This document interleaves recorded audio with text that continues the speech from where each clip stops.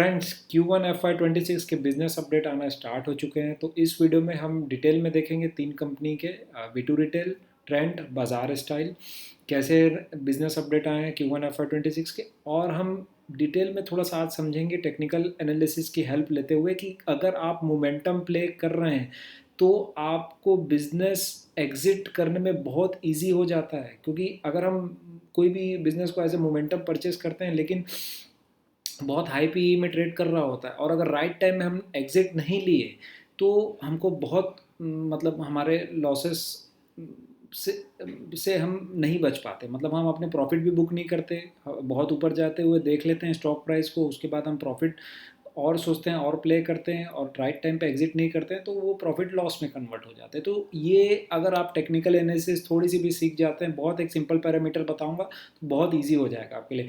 फिर लास्ट में हम देखेंगे P2P कंपैरिजन FY26 में वैल्यूएशंस डिटेल में समझेंगे। तो फ्रेंड लास्ट तक देखिएगा वीडियो को।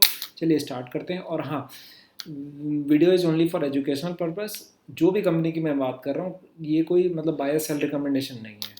तो फ्रेंड्स सबसे पहले देखते हैं V2 रिटेल। देखो V2 रिटेल के बिजनेस अपडेट आ गए और बम्पर रिजल्ट्स हैं। मतलब 51% रिवेन्यू ग्रोथ है। बिजनेस अपडेट है, सॉरी बार बार रिजल्ट्स निकल जा रहे हैं क्योंकि रिजल्ट्स की आदत है बोलने की। तो बिजनेस अपडेट है Q1 FY26 का V2 रिटेल का। मतलब लास्ट ईयर अगर 415 करोड़ था तो वो भी 628 करोड़ हो चुका है।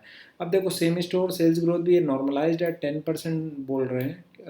हालांकि क्वार्टर में इनका 5% आया है, लेकिन अप्रैल वाला जो था थोड़ा सा वो शिफ्ट हो गया था क्योंकि ईद अर्ली आ गई थी, Q4 में शिफ्ट हो गई थी वो। तो normalised same store sales growth इनका वही कहना था 10% के हिसाब से।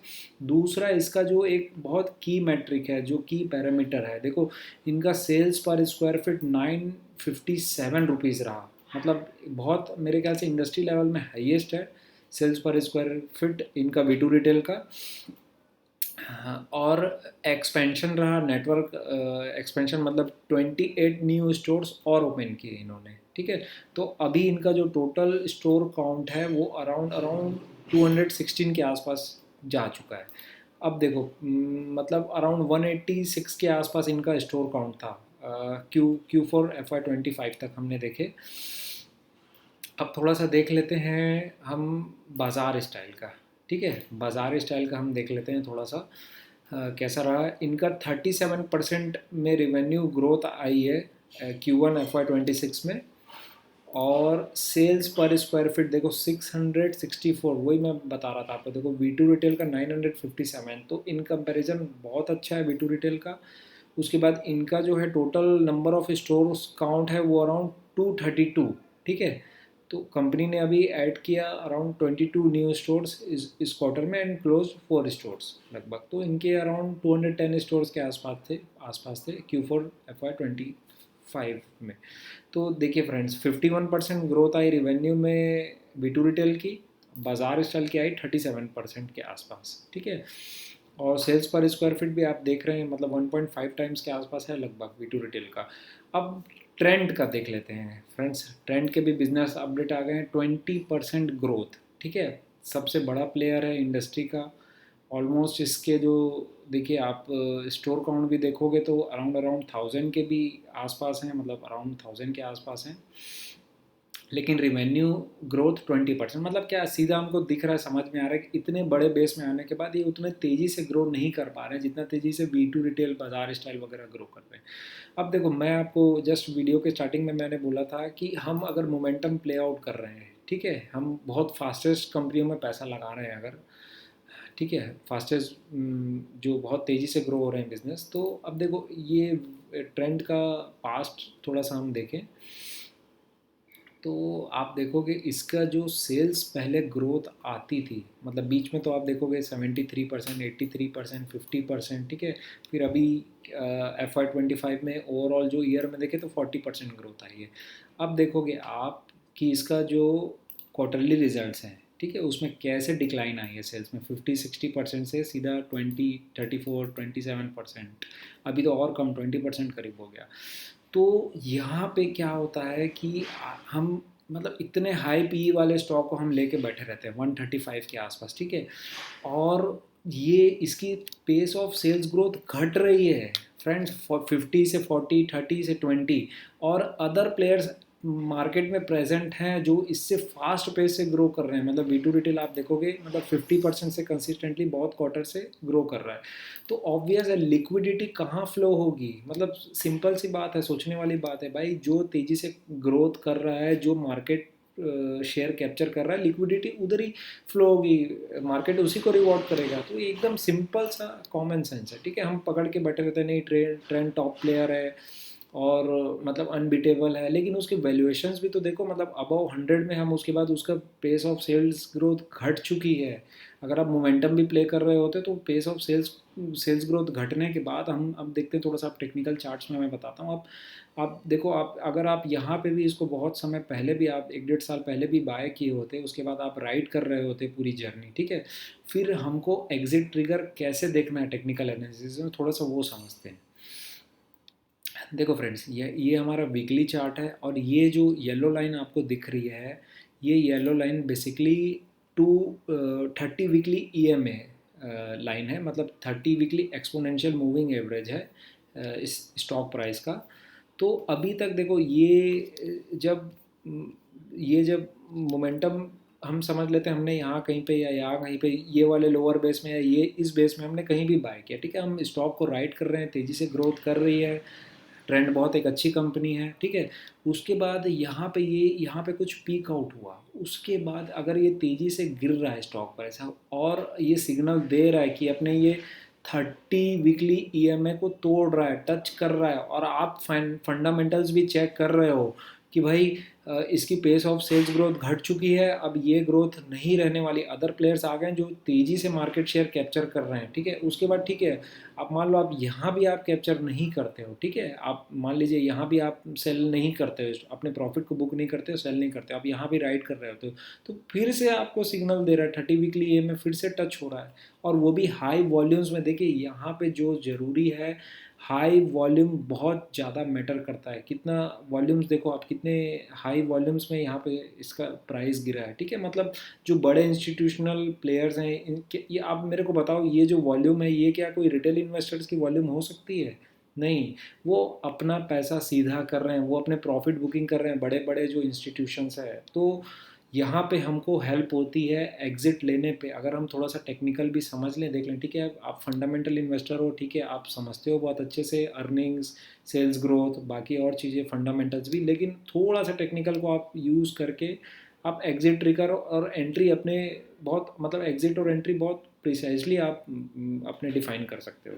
तो फ्रेंड्स, ये था छोटा सा मुझे बताना था कि हम कैसे मोमेंटम से मतलब कैसे हम अपने प्रॉफिट को बुक करें, लॉक करें और लॉसेस से बचें। अब चलते हैं बाज़ार स्टाइल्स का, हमने देख लिया।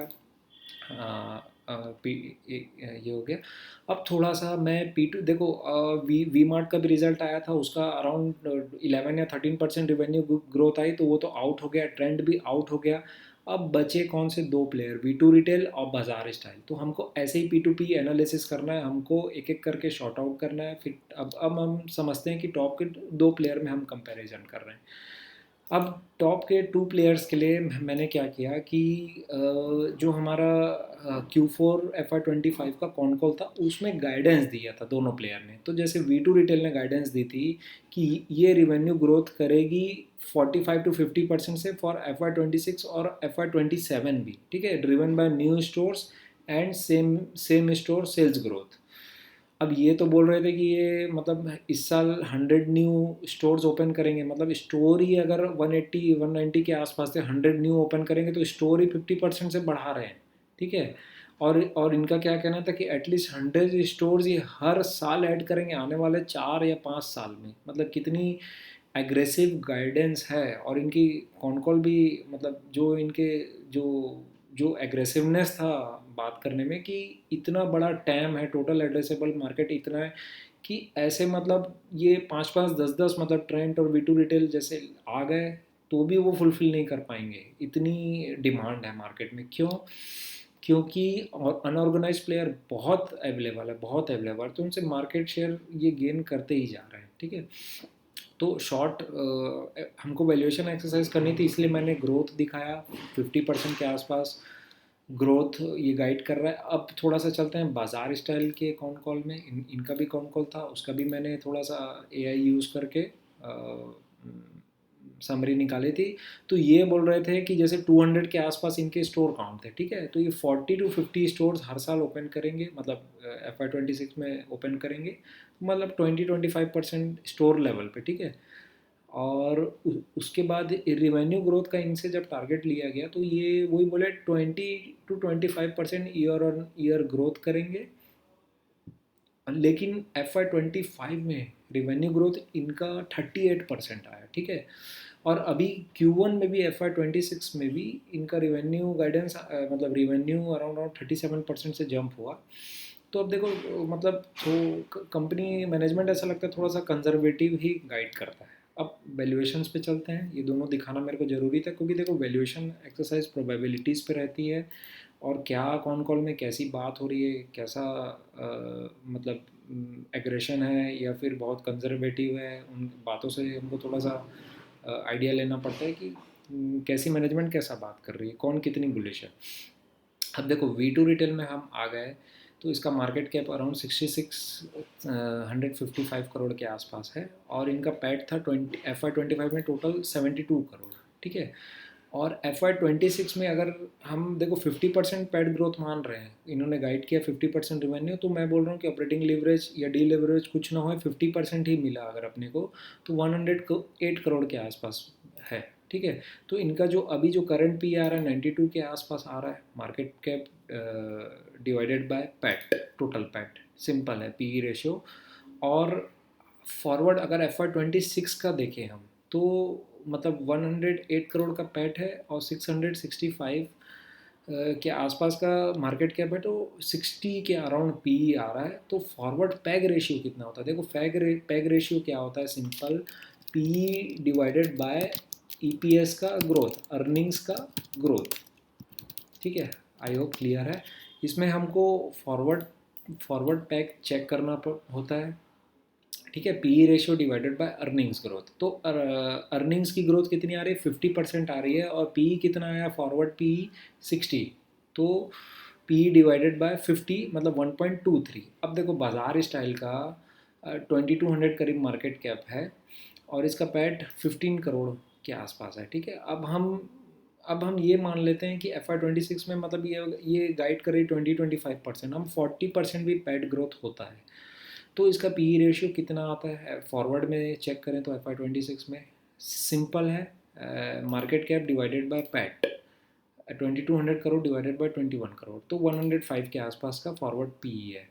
उसके बाद फॉरवर्ड पैक जो है वो सेम फार्मूला है, पी डिवाइडेड बाय EPS का ग्रोथ, EPS का ग्रोथ कितना है 40%, तो 105 डिवाइडेड बाय 40 मतलब 2.1 के आसपास। तो आप खुद देख सकते हो कि मतलब